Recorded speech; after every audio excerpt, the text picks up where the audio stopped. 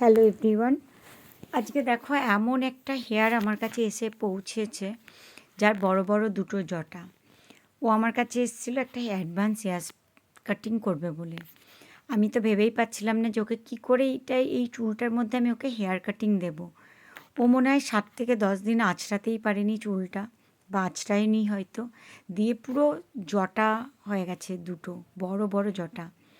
এই জটা ছাড়াতে ছাড়াতেই আমার মনে হয় শ্যাম্পু মাস্ক সিরাম সব লাগিয়েছি, তারপরেও আমার জটা ছাড়াতে ছাড়াতে 1.5 ঘন্টা লেগেই গেছে।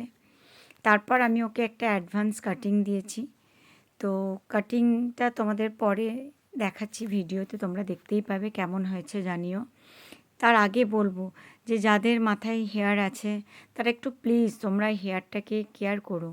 যাদের নেই তারাই জানে যে হেয়ার না থাকলে কি হয়।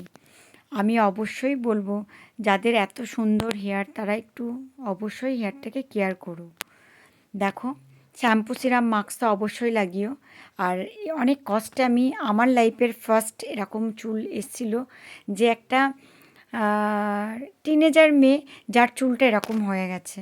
সত্যি আমি আমার লাইফে এরকম চুল আমি পাইনি। হয়তো আমি আগে একটা জটা পেয়েছিলাম, কোনো কারণে তিনি অসুস্থ হয়ে গেছিলেন, তো অনেক দিন চুল আঁচড়ায়নি বলে ওটা হয়ে গেছিলো। তো এর চুলটা দেখো তোমরা,